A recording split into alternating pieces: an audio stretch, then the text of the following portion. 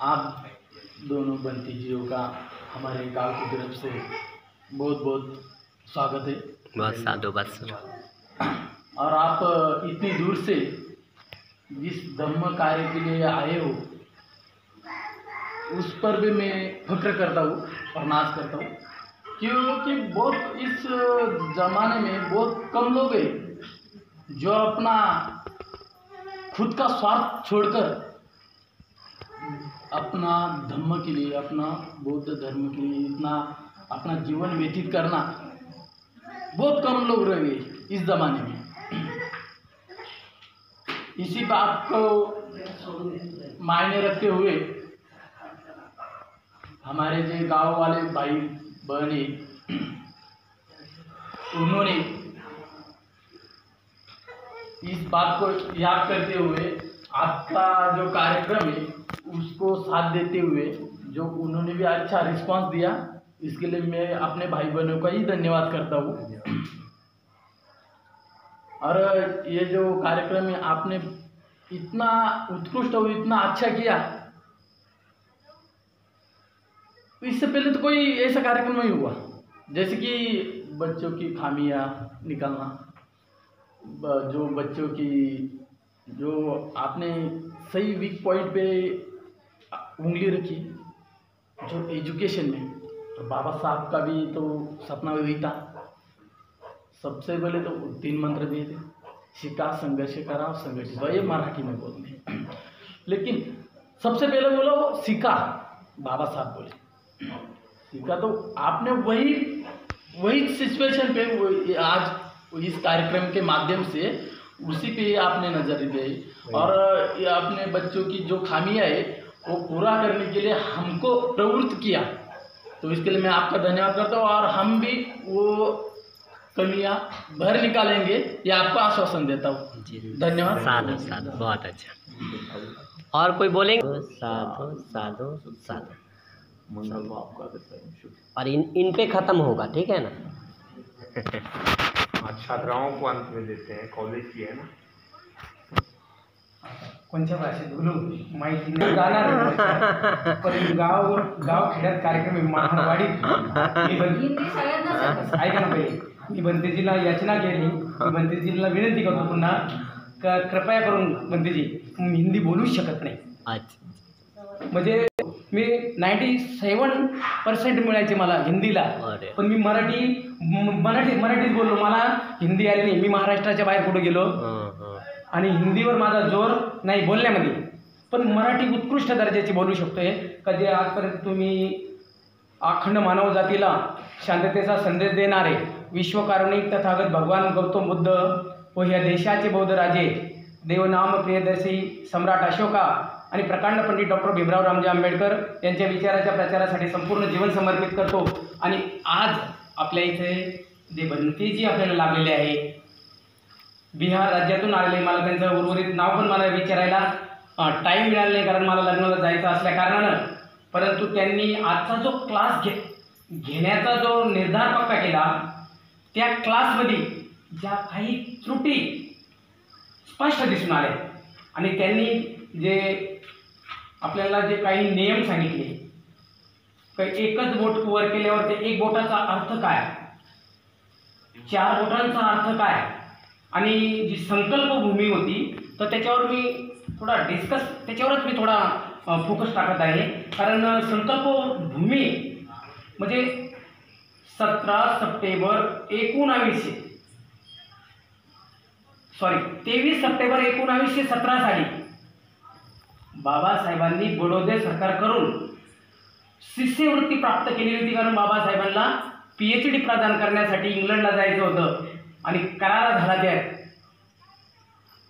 बहुदात नको काढू, काहीच नाही आलं, 100ची पेलिंग नाही आली।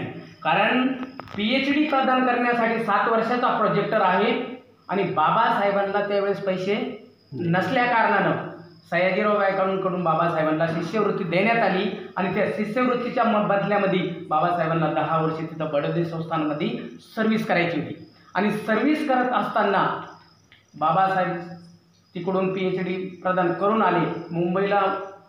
त्यावेळेस एरोप्लेन नव्हतं, त्यावेळेस आगबोट होती, आगबोटीतून मुंबईला आले आणि त्या तळावर उतरले. तिथून त्यांना घेण्यासाठी संपूर्ण समाज गेला.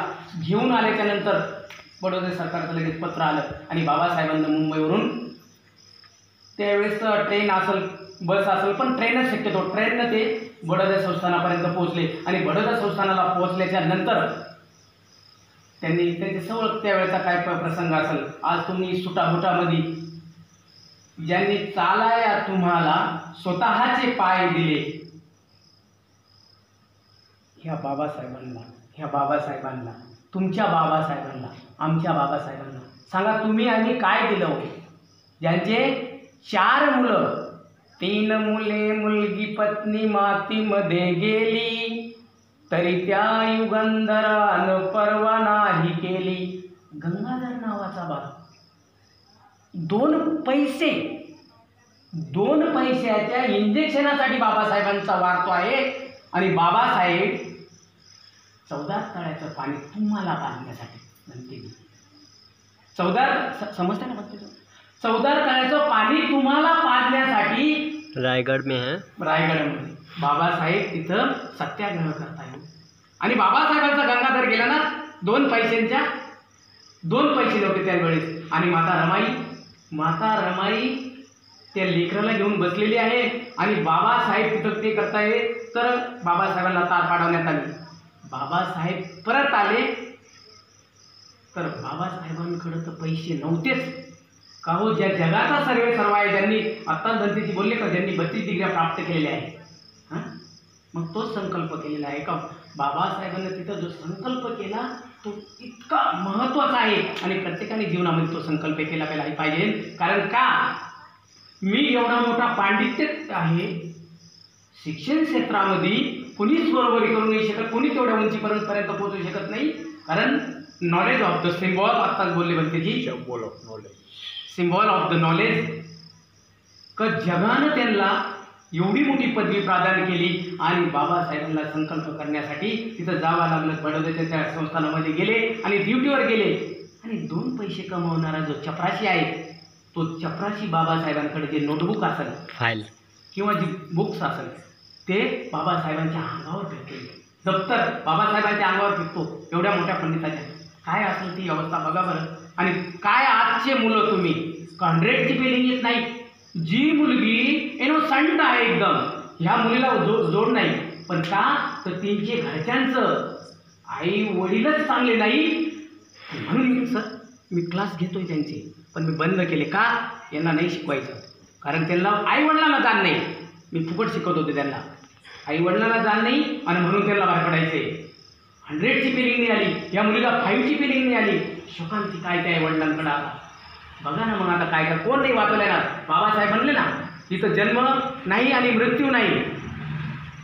जन्म आलेला तो कोणी मरणार नाही, तो कधी परत येणार नाही. शॉर्ट में करेंगे. करावं लागणार यांचा. कारण हे विद्यार्थी आहे माझे एकदम हुशार होते ते इतके हुशार. ही मुलगी नाही हिला जोड नव्हती सर. ही मुलगी हिला जोड नाही या दोन्ही मुलीला. ही पोरगी पण ती म्हणती 5 म्हणजे काय तू अरे. तर म्हणून सांगतो आपण आपल्या मुलांवर लक्ष दिलं पाहिजे. संकल्प केला त्यांनी गडीगडी रामजी बाबांचा त्यांनी घडीघडी उद्देश सांगितलं. कारण रामजी बाबा जर संध्याकाळी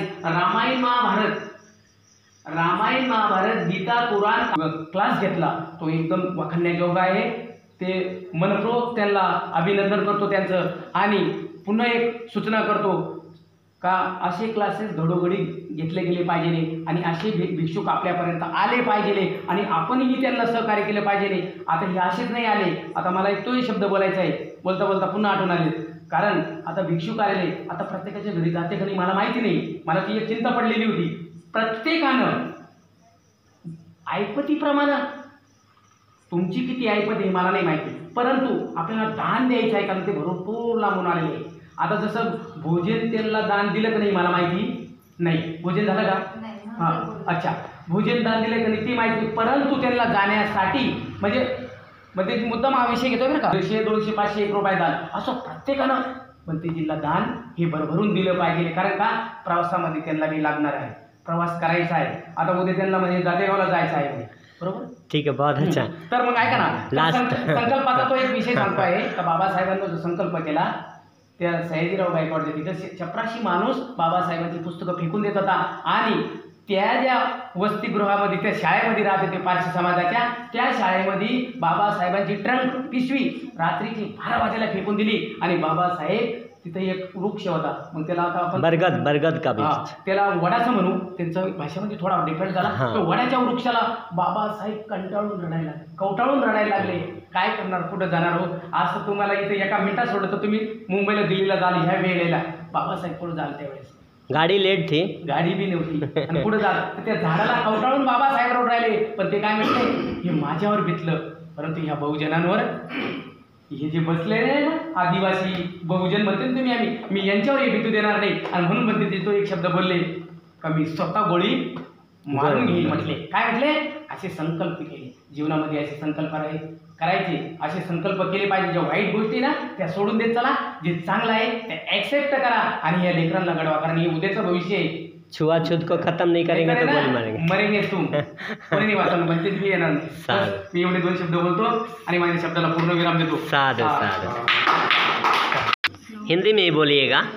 ठीक है, अभी तो डेयरिंग में पहली बार ही कोई बात नहीं, कोई बात, सब आएगा. हंसना मत. नहीं कोई हंसेगा नहीं, कोई हंसेगा नहीं.